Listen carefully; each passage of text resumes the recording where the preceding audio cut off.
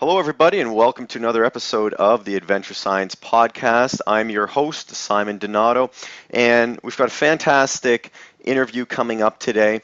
It's a little bit of a different subject in that we're going to be focusing on the social side of exploration and the human side of things. I'm really excited to have our interviewee, Dr. Kirsten Johnson, a medical doctor at McGill University, and she's also a professor teaching in the School of Medicine at McGill. Her research is focused on the human side of conflict, primarily looking at gender-based violence and related social, physical, and psychosocial phenomena of that. She's the CEO of Humanitarian U, and she's also a member of the Explorers Club. Without further ado, Kirsten, welcome to the podcast. Great to have you. Thank you very much, Simon. It's a pleasure to be here. Well, thank you. I could have gone on tripping over all of your accolades and everything that you do, but I'm going to let you describe it more in detail as we get into the podcast. I'm excited to interview today because we're going to take a departure from where we normally go, which is really focusing on athletics and solo endeavors in the field, and maybe more so on the biological, archaeological, paleontological side of things. Now we're focusing on the human side of exploration and what it means to get out into the field and into areas of crisis or were recently unsafe areas to go and explore the world and see how the population is doing there. It's not something I have a lot of expertise in, so I'm really excited to learn that from you. But before we dive into that, I know you've got an interesting background that has had you living in different spots around Canada. And, how did you get an interest in exploration, in medicine and science? We've had a few interviewees recently who have been females, and they've opened the door for other females to get into the STEM area, science, technology, engineering, maths, which need more female leaders there, and you're definitely one of those. So I'd love to learn a little bit more about your background. Yes, thanks. Well, I'll be honest with you. It all started when I was 9 and I watched Indiana Jones, and he was my big inspiration at the time. I really wanted to get out there and explore from a very young age, and when I was 15, I left home, and I ended up in Israel. And I lived on a kibbutz and did an Ulpan program for a year where I did archaeology, but I soon learned that it was not as exciting as what I saw in the movies. A lot of dusting pottery shards for hours in the hot sun. Mm-hmm. Anyways, it was an interesting time, and it certainly spurred my interest. And I then traveled for several years, and I ended up in Nepal. Working for a non-governmental organization called Helping Hands, and my job was to organize foreign medical teams, so teams from the United States basically coming to Nepal and servicing rural areas of the country. And it was that work, amongst other travels, that really made me realize I wanted to have a skill set that would allow me to continue to have adventures and travel abroad, but also to give back to those populations that need and to really provide them with something that they might not otherwise be able to access. I mean, just an anecdote is that, it would take 8 days for people to walk to the small clinic that we were at. And even then they could only access very rudimentary care. So I was quite inspired by the doctors I was working with, the Nepalese doctors. And so I ended up doing years of postgraduate education, many more than I thought would be possible. and I found myself at Harvard University, where I did my master's in public health with a focus on international studies and development. And then I really got involved in the humanitarian assistance side of things. And I kind of groomed myself to be able to do that work by choosing emergency medicine because it makes me portable. I have a good skill set that can take me into conflict areas, as well as I have a primary care background. And with the public health and then a fellowship in humanitarian assistance, that really has provided me with a skill set that I needed to embark on that career that I chose so long ago. Interesting. Bill Gates gave a famous address, I believe it was Stanford, and this is probably close to a decade ago, but I remember it spread like wildfire by email, and it was connecting the dots backwards. You can't predict where you're going to get. You don't know how you're going to get there. You can set that goal, but you really don't know how your life's going to play out ahead of you unless you have a crystal ball. If you look back on your path when you were a child, you knew you wanted to be like Indiana Jones. What actually got you to that opportunity? Because, as kids, most of us just take the opportunities that are presented through school or parents, but it seemed like you might have crafted some of your own opportunities to get you over to Israel to actually explore and see if archaeology and wearing the wide brim hat was the future for you. Well, I've, always been a bit of a self-starter from a very young age, as you recognized. And so, I worked. I had jobs. I was a lifeguard and a swim instructor, and I was very goal-oriented. And I saved all my pennies, and and Oh, then I wow. went. I was in Victoria, BC at the time, and that's where my family is. And I had to take the ferry over to Vancouver because there was no Jewish community center, and I needed to go to a Jewish community center. I'm not Jewish, but to sign up for this Ulpan program. And even back then, when I arrived in Israel, when I was 16, they were like, "What are you doing here? You're not Were you Jewish. the youngest by far? You're not making aliyah. Like we don't understand." So I just have these ideas, these crazy ideas in my head, like that get me into some significant trouble. I did Marco Polo's northern route across the Silk Road through all the stands, and that took me 6 months on foot, camel. Car smuggled into the back of somebody's trunk across Turkmenistan. And when was I that? and that was 10 years ago. I crossed India by myself on a motorbike for 6 months when I was 21. I've traveled many places in the world, but it's that crazy sense of adventure and also, there's you can do what you put your mind to it, that combined with my interest in global health and in helping underserved populations that, allowed me to have interesting research projects where I'd go solo into war-torn countries and be the first one to really cluster sample them and to come out with data that impacted policy and international law and programs that are designed to really assist those underserved populations. So I think it's a little bit of that combination of headstrong goal setting but dreaming and doing exciting adventures that keeps me going. Well, I can certainly relate to that. I find it interesting, though. You mentioned um, being headstrong, goal setting, but putting your mind to something and seeing it through. And, a lot of us, we set goals, but we don't know how to get there. And you seem to have been doing it from a young age. Where I'm curious about your answer here is, in my world, which is more focused on ultra endurance sports, everybody brands us as, outliers. We're a little crazy to be wanting to do these things on our own. And to be honest, you end up with a very small peer group. And, since such a young age, you've had these big goals and you've chased them down and you've achieved them. What's that like in terms of socializing with others? What's your peer group like? Do you find people to travel with? Do you do most of this stuff on your own? I think it's interesting for people to understand a little better, some of the sacrifices, or maybe they're not sacrifices that we make to chase what we love.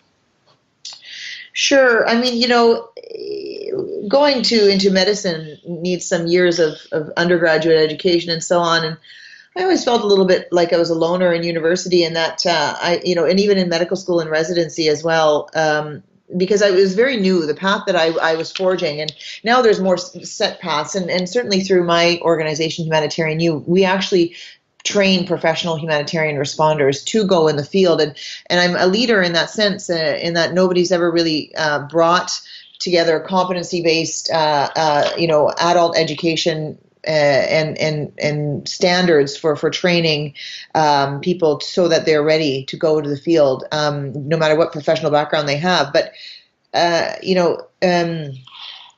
suffice to say, I think that it wasn't until I got to Harvard University, and I was so fortunate because it was kind of the perfect storm in that this mentor of mine, Dr. Michael Van Rooyen, came from Johns Hopkins and met up with Jennifer Leaning, who is a very kind of the grandmother of humanitarianism, I guess, on some level, on an academic stance at least. And the two of them came together to create this Harvard Humanitarian Initiative, and it brought together a group of us who were very bent on that area, and in terms of it really became my church. I mean, finally I met the people that were the same as me, and were driven and had these crazy goals but also dreams, and really, we're hardworking, but so much fun. I get, we're kind of a funny bunch. We're a bit eclectic and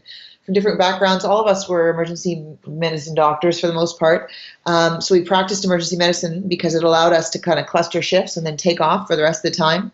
And then we cultivated a group of us because as we went through this, we developed this initiative, and then we would bring in more fellows and we would train other people up. And so now there's a really wonderful community of us, but we're all at different universities, Denver, Chicago, Harvard, Hopkins, Yale, Brown, Stanford, and but we've created our own shops, and we all kind of still collaborate with each other. And for example, I'm the incoming president for the Canadian Association of Emergency Physicians. I start in May, and we're doing a really neat project across Canada to look at how we improve international emergency medicine from a Canadian context, but also how we build that into our departments at our hospitals. And because of this network that I have, I can pull together all the main players in Canada that do the global health, even though we're at different universities. So it's really been it was a real stepping stone that was so essential for me in my career. And that's what I tell people who are going to go do graduate studies. Really pick the university that's going to give you those networks that you need to give yourself that leg up. And I took advantage of every minute I was at Harvard. It was such a wonderful experience, and I really was so fortunate to go there and then to be able to continue on and do a fellowship, and then to be part of that initial initiative. And then I came back to McGill actually and built the same program that I helped to build at Harvard, and developed academic programs, educational initiatives from that. I was the one that sort of was one of the key persons that developed the simulation style of training that we offer. And then since then, I've created my own organization called Humanitarian U, and we train organizations all over the world, from the UN to World Health Organization to not-for-profits. And in fact, we're just starting up a center of excellence in Washington, D.C. with Harvard and Hopkins and Project Hope to train people in disaster and humanitarian response. So let's talk a little bit about Humanitarian U then. What exactly do you offer? Is it open to the general public? Do you have to be an MD to be part of the program? Yeah, no, not at all. And that's what I don't think people really understand. I mean, there's a caveat, and that is that medical tourism is a thing of the past. And so just, going back to 2010 after the earthquake in Haiti, we saw one of, there's been several over the years, but a terrible humanitarian catastrophe from the humanitarian perspective, in that over 3,000 organizations responded to that earthquake. And for the most part, responders were under the age of 30. It was their first mission. They had no clue what they were doing. They impeded effective aid from getting to where it needed to get to. We saw things like field amputations being done because there was massive need for orthopedic surgeons. It was after an earthquake. We know that there's going to be a lot of orthopedic injuries. And there was residents doing field amputations for their first time with no anesthetic, with no proper field hospital, setups at all. And so from that there was an outcry, and from the humanitarian community, and the World Health Organization said, that this will never happen again. And from that, something called the Emergency Medical Teams Initiative was born, where if any hospital or group wants to send frontline emergency teams into a disaster setting, they actually have to be invited, and they have to be validated through the World Health Organization's EMT initiative. So you can't just go in and do this anymore. So Humanitarian U is tied to the WHO then? Well, yes. I mean, and I mean, I'd get a slap on the wrist for saying we're tied to them, because they don't tie themselves to any organization in particular. But we have worked with them, and we continue to do so in terms of improving standardized training for professionals. And you can be a doctor, you can be a financier, you can be a teacher, you can be a security specialist. It doesn't matter what your professional background is. When you are in that operating theater of a disaster or a humanitarian response, meaning conflict, we all have to talk the same language, because we're all in that same theater together, trying to provide the best level of care we can to the affected population, to the beneficiaries. And we do that with human rights and dignity and so on. But, for example, if I'm setting up a field hospital, and I just give that example because I'm from a medical background, I need to make sure that there's enough water. So we know from standards, from science, and from the evidence base that we've collected over the years, that you need at least a minimum of 50 liters per person water a day for a field hospital. So if I have 50 liters, that's a lot of water. That's in a field hospital. If you're talking about individual needs, it's 15. But if you're setting up a refugee camp and you have 30,000 people in your camp, you know that that's the minimum. So you're trying to achieve the minimum. It's preferable to go over that. You need 15 liters per person per water a day. So you could be the health person at the refugee camp, but you still have to work with the people doing water and sanitation, logistics, camp management, and all the rest. So it's a team effort, and that's what the training offers, is really that how do we work as a team with the different backgrounds we come from to be able to provide an effective response. Interesting. Well, let's talk about some of those disaster areas or the areas of crisis that you've visited. I mean, I know that you've been to well over 100 countries. You've seen more of the world than most of us combined will, which is very impressive. But you've chosen to do a lot of work in Africa, and what has drawn you there in particular? Well, I mean, I go where the need is greatest. So I spent a lot of my earlier career in Southeast Asia, but suffice to say that we've seen most of the world's conflicts unfortunately roll out after the Cold War. The end of the 1990s, much of Africa it was all proxy kind of a warfare that we saw roll out, and so after the Cold War, a lot of that those power structures ended, and so there's a lot of sort of this conflict that came to pass, and is still going on in countries like South Sudan and certainly around the Congo and Burundi and all the rest. So I went where the need was greatest, and so my first big work was with the Physicians for Human Rights, and we were working we were one of the first people actually to go into Darfur and to actually see the impact of the genocide there. We found 30,000 people clustered in the desert on the border of Chad with nothing to eat in temperatures as high as 50 degrees Celsius. Wow. With no shelter. And then we subsequently launched into a 3-year project looking at one of the 5 parts of the Genocide Convention, and that is the destruction of livelihoods and how that can actually effectuate genocide on a population, because those people were so dependent on their ability to survive in that harsh landscape, because by virtue of the livelihoods that they had eked out, they could cultivate some few vegetables. They needed their cattle, their camels, and their donkeys, because if they didn't, they didn't have anything to live off of. So, destroying their livelihoods and destroying their small little dwellings and community structures effectively ensured that these people would die. So we found them in the desert, and then we started to work with other organizations to do this work. And then, from there, I got into this whole interesting methodology called cluster sampling, which was one of the first people to go and do on a huge level, on a countrywide level. And I think I mentioned that to you. I can talk a little bit more about that, or we can change topics, whatever you think.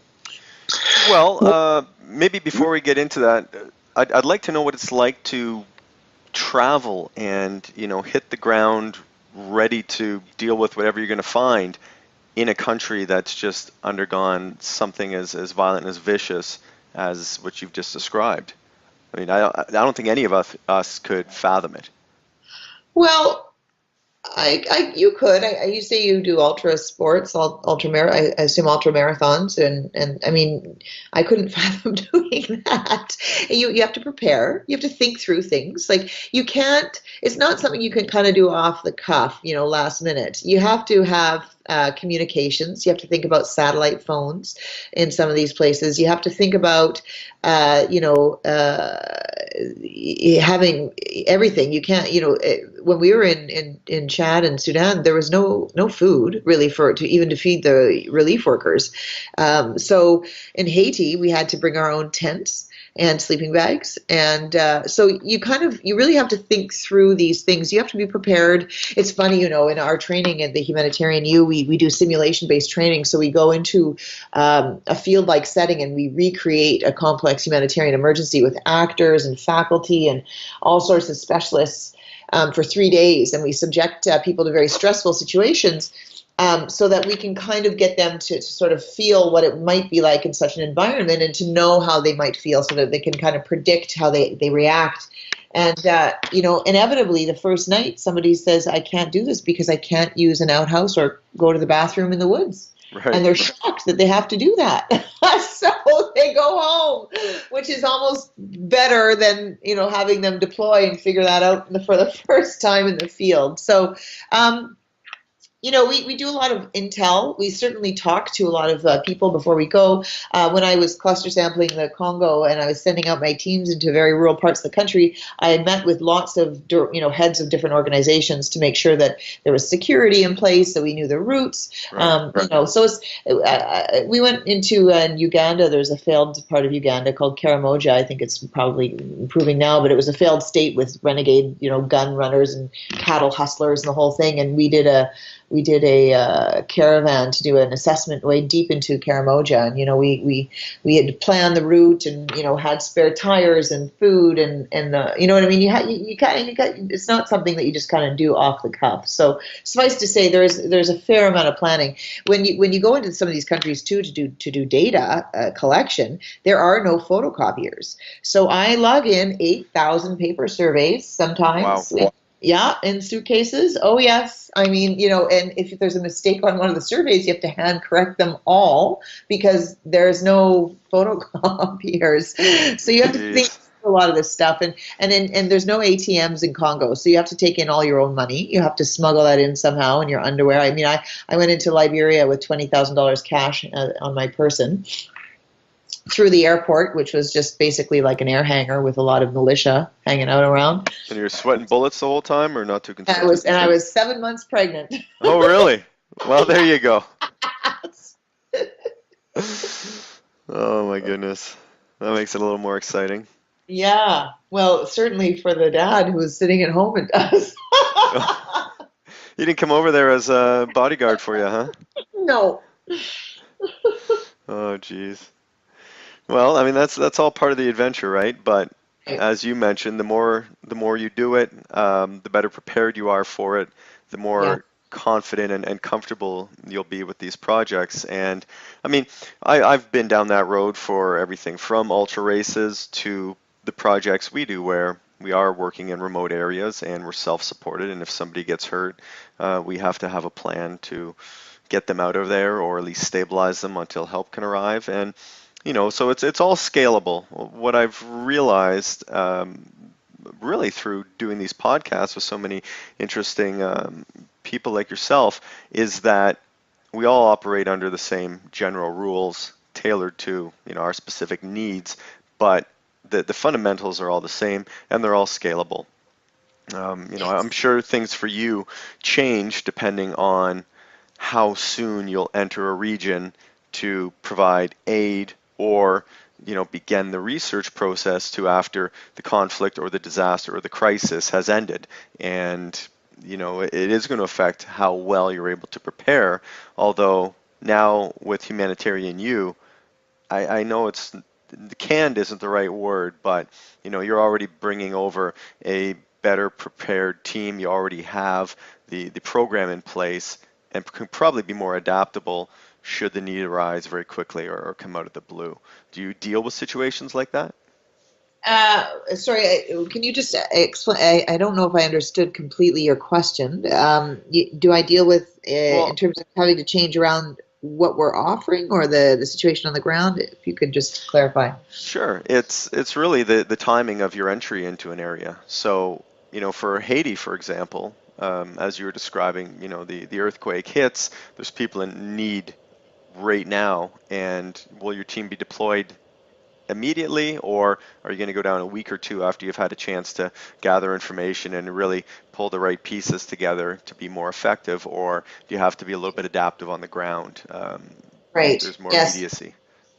Well, I mean, there's two phases of disaster response. There's really the acute phase, and then there's the kind of the more long chronic phase. And for the very acute phase, like for the first, 24 to 48 to 72 hours, normally the organizations or the people that respond are very highly trained individuals. You don't send somebody in to that situation who doesn't know what they're doing, because it's the most important time to really be able to do a fast, what we call a needs assessment, but it's a rapid needs assessment. So generally, multidisciplinary teams are sent in, and those teams work together to triangulate and collect as much information on the ground as possible, so that they can design then kind of an initial response for their organization, and they attach a budget to that, which goes to the UN, who does a flash appeal, so that those organizations can start their work immediately. The World Health Organization EMT initiative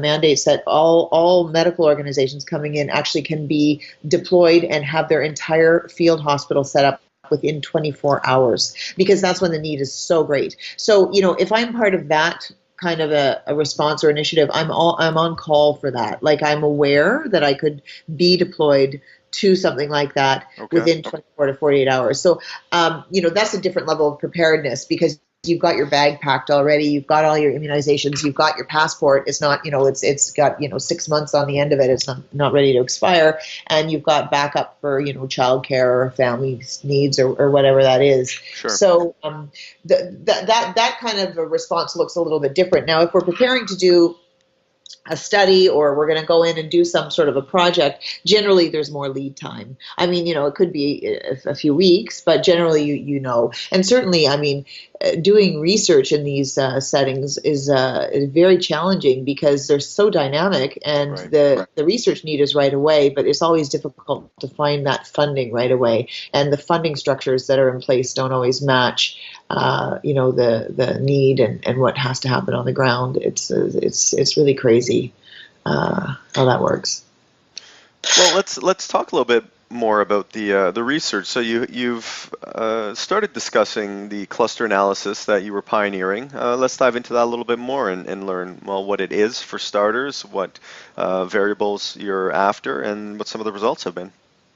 Yeah, so it's a really cool, that's what I love about research in the humanitarian sector, is it's all pioneering, and it's not classic, randomized controlled trials, because we don't have a phone book of names and where they live, and we can pick every 10th person, and we can really make it randomized. But Right. so we've come up with some creative ways and strategies of actually randomizing populations in a dynamic environment with very little data in terms of mapping or lists or anything like that. And so this method is called we use is called a cluster sample surveys, and it's a 2x2 sort of a framework. So we can use anything from aerial photography to rudimentary maps, but we take a population as a whole, and we cluster it down so that we have little pockets that are distributed according or based on population size. I'll just give you an example. For example, in Liberia, there's 3 million people in that entire country,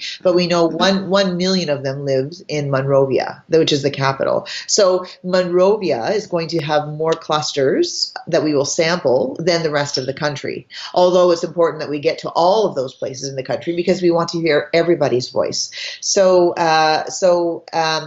But you can imagine, if you're clustering a country like Liberia, which has 3 million, or you're clustering a country like Kenya, which has many, many more million, then the numbers get crazy. I mean, we were doing a 90 by 10 cluster in Kenya. So we had to get to 90 locations all across Kenya to actually satisfy the sample framework that we had set up for that country. And if you don't, then it screws up your data. So when we were in the Congo doing this, that meant that sometimes my data collectors would have to go in dugout canoes and in mopeds and in who knows hell, and walk for 10 days just to get to the village that we randomly selected, because that was the village that we selected. So it's very arduous work, but it's certainly interesting. It takes you to some very faraway places. And, in Liberia, just because we did this post-conflict, exactly when the conflict ended after 30 years, some of the villages that we had selected were not there anymore because they were destroyed. So then we had to have a way to get to the next closest village, assuming that the people who had lived in the bombed out village moved to the closest village. But, it's a very dynamic setting. And then if you're looking at including refugee camps, then you've got maybe a different population because they're more affected by things like, human rights violations and so on. So you have to consider these vulnerable populations as a bit different. But suffice to say, what it gives you then is data or information on the population that is then generalizable to the entire population as a whole. And what's interesting about that is that you can then say, well, if 10% of the population is suffering from this, then we can think about putting in this measure. We found in Liberia that a third of the entire population, so 1 million, were actually involved in direct combat in the war. And that a quarter to a half, were children. And that there's a huge need for you're saying potentially 250,000 of the combatants were under the age of 18 or 16? 15. 15. Yes. Wow. And so and this is a lot of the first data that was ever really published on child soldiers that we could actually make these kinds of generalized statements about because of the method that we used. But it showed that, for example, the United Nations, when a war ends and a peace treaty is signed, then they are part of the whole peace process is that they go in and they do something called disarmament, reintegration, and rehabilitation, DRR programming. But their programming only targets people who are over the age of 18 because they give them some cash money and they give them some opportunities to sort of reintegrate themselves in exchange for their weapons. Mm-hmm. But those kids, they had been fighting like adults. I mean, they considered themselves, they left home when they were 5 or 6 or they got abducted or whatever. They had children in the field. They killed and shot people. They took drugs. They did whatever they did. They were living in groups together for survival because they couldn't qualify for this programming from the UN. So they were really forced back into recidivism in terms of getting into gangs and problems. In Congo, these children too were put into then jail with adults. So they weren't segregated and treated in a special way because they were children and they were exposed to more violence and sex, sexual violence and also human trafficking. So they're either not considered part of the equation and ignored, or they're just lumped in and not treated as a separate demographic group that required special consideration. Vulnerable, huh? Right. And certainly, so we worked to change some of that. And then we knew also from our work in Liberia that actually men and boys, because no programming in terms of gender-based violence programming was targeted to them, they had much worse mental health outcomes. Just at baseline, not because no programming was targeted to them, but so a good proportion of those men and boys had been victim to sexual violence. And I won't get into the details, but those boys and men that had that perpetrated were much more prone to depression and suicide. And so, but there was no programming for them because all gender-based violence programming at the time was directed only to women and girls. So we actually followed up on this finding and we did it. We studied it in the Congo when we were there in the DRC and found that in fact women were perpetrating a good part of that violence and that women weren't excluded from being perpetrators. So interesting findings that ended up changing policy and programming globally, that kind of got to that upper level. And in fact, I was involved in drafting the first mental health policy in Liberia subsequent to this research that was integrated into their health policy, and that was one of the first countries in Africa to actually have a mental health policy. Well, that's fascinating, and I mean it's a little bit shocking to me that this research hadn't been done before. I mean, crisis isn't a new thing, nor is research, but the fact that you've conducted so many groundbreaking projects over the past decade plus, and you're really changing policy. I mean, that's incredible, especially with just what you were talking about with sexual violence there.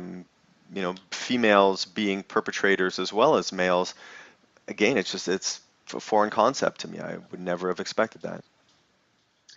Right. Well, I mean, in there's a landmark trial after the Rwandan genocide where they had a woman that was actually convicted for rape, and she ordered the rape of thousands of women and men by male soldiers for the most part. But and she was convicted. But in the DRC at any one time there's over 37 or 50 even warring factions and different groups. I mean, the Mai Mais are very interesting because it's hard to know what their mandate is, but there's a lot of child soldiers in the Mai Mai tribes that fight. And when a man rapes a woman as part of a war effort, then he has to go into a cleansing ritual for 3 days. So then there is nobody as a reinforcement to continue the raping. So then the women come in and do it.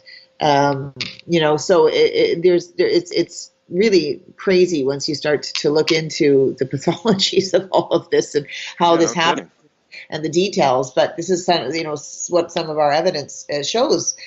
Because we would ask men would say, "Oh, I got pregnant," or we would find that X number of people were pregnant from the rapes, but then we would look at the data and it would show that it was men, and then we'd have to look at the qualitative data to understand why that was, if it was a mistake in our surveys or if it was something that was backed up. And the men would say, "Well, I was raped by this woman, and then she got pregnant, and then she came to me and said, 'You have to support me now.'"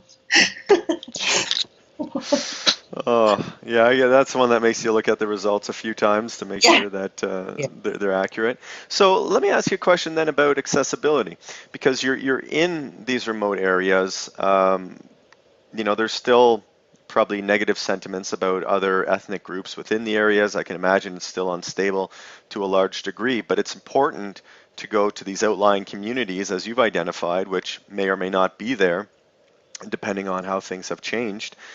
And what are the big differences you've seen from these more rural, remote, outlying communities to maybe more of the populated regions, metropolitan, cosmopolitan areas?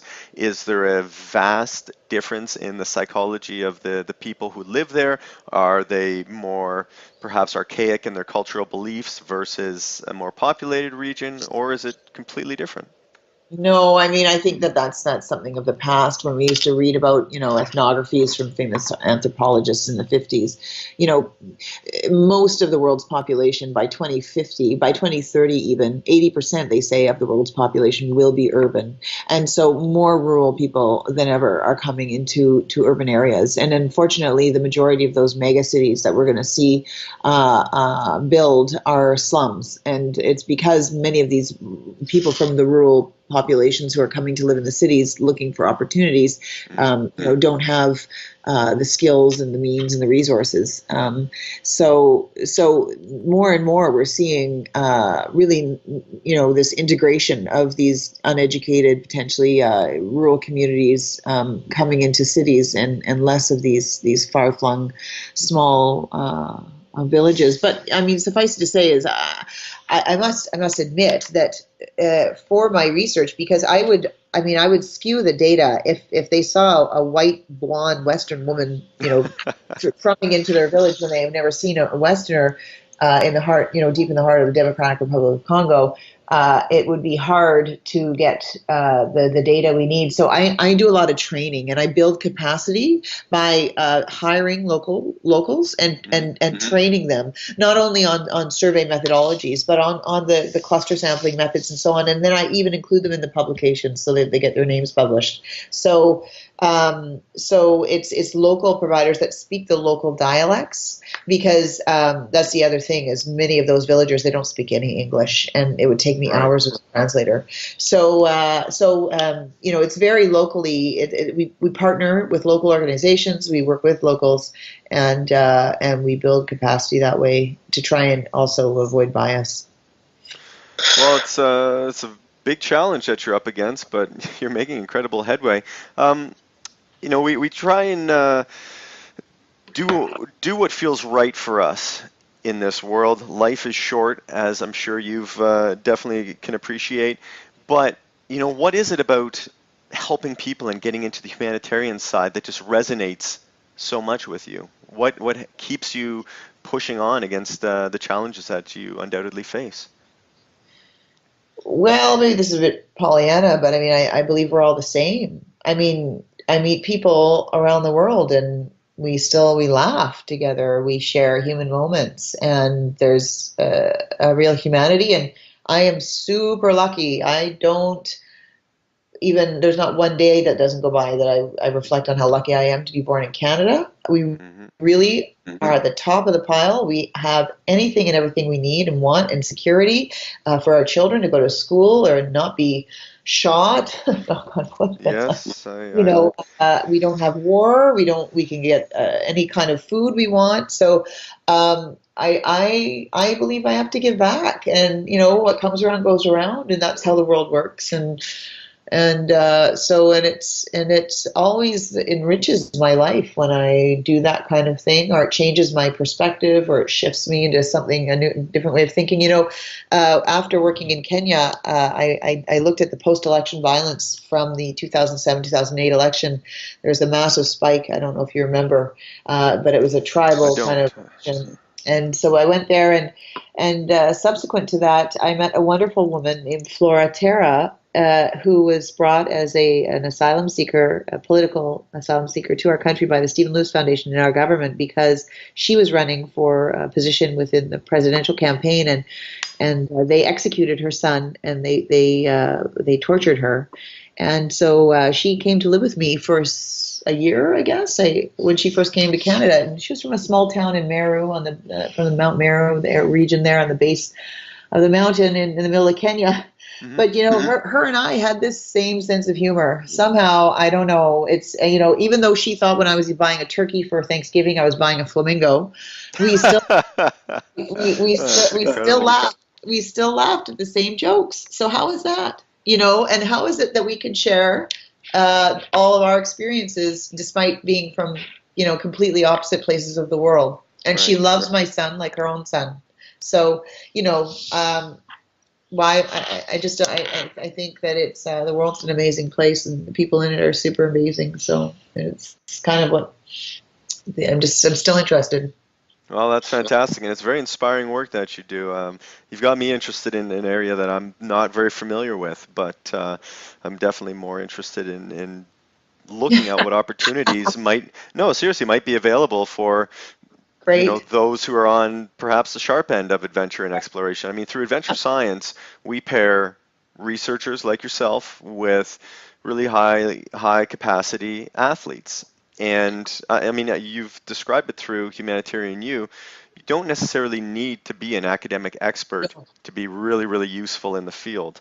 And I mean, I've trained people on how to be observational paleontologists, and we had a project in Madagascar where, I spent many years in school as a paleontologist studying to be a paleontologist, and I stepped over a dinosaur track, looked at it, didn't look like what I was familiar with in the literature, kept going. It was an engineer who had never seen a dinosaur track before who stopped me, asked if we could take another look. Turns out it was the most northerly known dinosaur trackway in Madagascar. So, I just find there's so many synergies. It doesn't matter whether your research is more focused in one area of sciences or social sciences. There's so many ways to tie it together, especially when you have to travel and work in the field for it. So that's why I'm really interested in, my brain's going like, geez, I wonder if we could help out here. But Right. it's been a wonderful call, and I'm really grateful that you've joined me today. But I want to end with uh, a question for you. Put you on the spot a little bit here. I ask everybody on the podcast, what is a mantra that you live by, or that drives you in what you do? Oh, well, I mean, it's so cliche.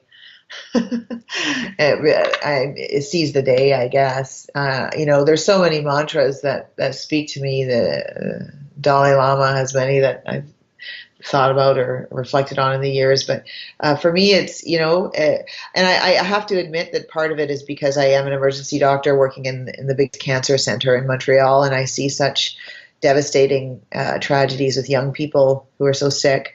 And I just think, I've got my health, and the world's such an amazing place, and my cup is always half full, and I want my son to know that, and to have, seek out all the opportunities he needs and wants, and just to continue on and meet people like yourself and the other explorers in the club. You sure you want your son to be an ultra runner? I don't know. You should probably read the It physiology papers before you make your makes mind him up. happy. Makes him happy. I mean, you guys are a crazy bunch, but certainly, I mean, interesting bunch. Do you know the guy who rescued the little dog in Mongolia? I haven't read the book, but one of Jim Mandelli, he's been on many adventure science projects. He had that book, Gobi, I believe that Yeah, was the title. yeah. And I read a book recently about a dog that was rescued in Costa Rica, Uh-huh. written by a Swedish adventure racer, and this dog joined them Oh, probably halfway through an adventure race. So, yeah, the great. power of animals as well to uplift us, Yeah, incredible. yeah. That's wonderful. Yeah. Well, thanks again. I wish you all the best with your future endeavors and your research. Do you have any trips that are imminently pending? Yes, in 2 weeks. It's a personal trip. I'm going to attempt a winter ascent of Mount Rainier, which Wow, excellent. yes, and then I'm training to do Denali and Vincent Massif as well. I'm hoping for both, but we'll see how that goes. Well, if you want any beta on either one, I've got a couple of good buddies who, within the last 2 years, have done both Rainier, and Jason Great, did Denali great. last summer. So happy to put you Okay, in touch with well, them. there you go. I'll reach out. Thank you. Cool, cool.